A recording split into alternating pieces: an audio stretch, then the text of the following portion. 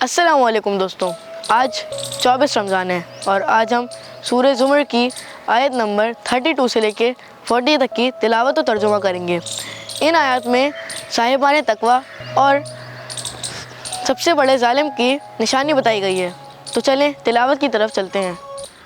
अऊज़ु बिल्लाहि मिनश शैतानिर रजीम। बिस्मिल्लाहिर रहमानिर रहीम। फमन अज़लमु मिम्मन कज़ब अलल्लाहि व कज़्ज़ब बिस्सिद्क़ि इज़ जाअह अलैस फ़ी जहन्नम मथवल लिलकाफ़िरीन वल्लज़ी जाअ बिस्सिद्क़ि वसद्दक़ बिही उलाइक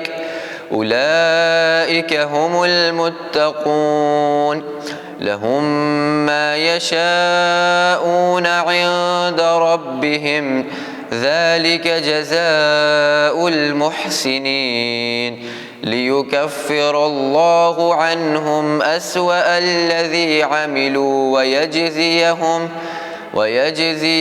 अजरहुम बिअहसनिल्लज़ी कानू यअमलून अलैसल्लाहु बिकाफ़िन अब्दा वयुख़व्विफ़ूनक बिल्लज़ीन मिन दूनिहि वमन युज़लिलिल्लाहु फमा लहु मिन हाद वमन यहदिल्लाहु फमा लहु मिन मुज़िल अलैसल्लाहु बिअज़ीज़िन ज़िंतिक़ाम वलइन सअल्तहुम मन ख़लक़स्समावाति वल अर्ज़ लयक़ूलुन्नल्लाह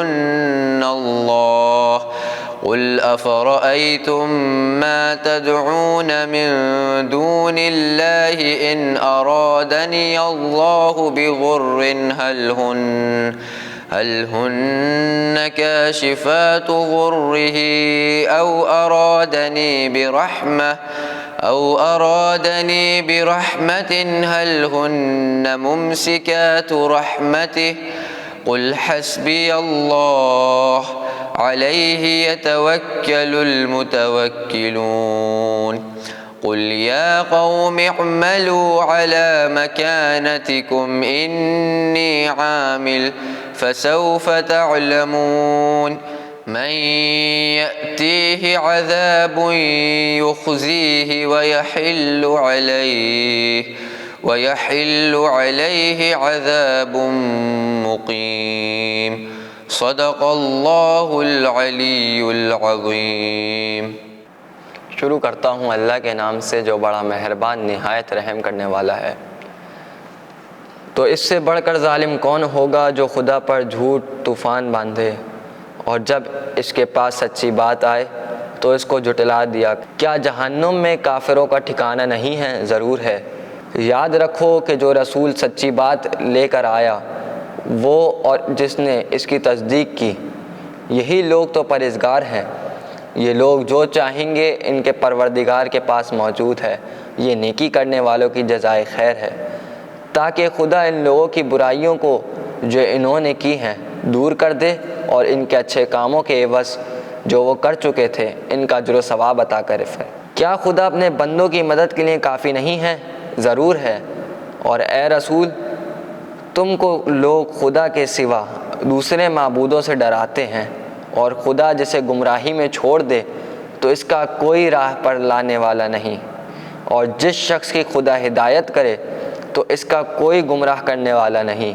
क्या खुदा ज़बरदस्त इंतकाम लेने वाला नहीं है? ज़रूर है। और ए रसूल, अगर तुम इनसे पूछो कि सारे आसमान और ज़मीन को किसने पैदा किया, तो ये लोग यकीनन कहेंगे खुदा ने।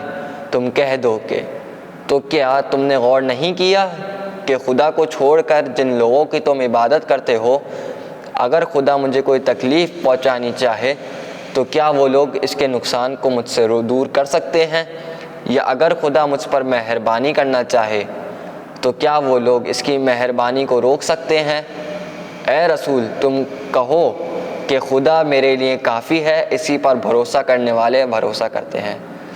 اے رسول تم کہہ دو اے میری قوم تم اپنی جگہ جو چاہو عمل کیے جاؤ، میں بھی اپنی جگہ کچھ کر رہا ہوں، پھر عنقریب ہی تمہیں معلوم ہو جائے گا کس پر وہ آفت آئی ہے جو اس کو دنیا میں رسوا کر دے گی اور آخر میں اس پر دائمی عذاب بھی نازل ہوگا۔ ابھی آپ کے سامنے سورہ زمر کی آیت نمبر 32 سے لے کے 40 تک کی تلاوت و ترجمہ کیا گیا ہے۔ اب کوئز کی جانب چلتے ہیں۔ سوال نمبر 1، صاحبان تقوی اور نیک عمل والوں کے لیے خدا نے کیا چیزیں رکھی ہیں؟ سوال نمبر 2، اور کہہ دیجئے کہ قوم والوں تم اپنی جگہ پر عمل کرو اور میں اپنا عمل کر رہا ہوں، اس کے بعد تمہیں سب کا حال معلوم ہو جائے گا کہ کس کے پاس آتا ہے اور کس پر ہمیشہ رہنے والوں نازل ہوتا ہے۔ سوال نمبر 3، اگر آپ ان سے سوال کریں کہ یہ زمین و آسمان کس نے پیدا کیا ہے تو کہیں گے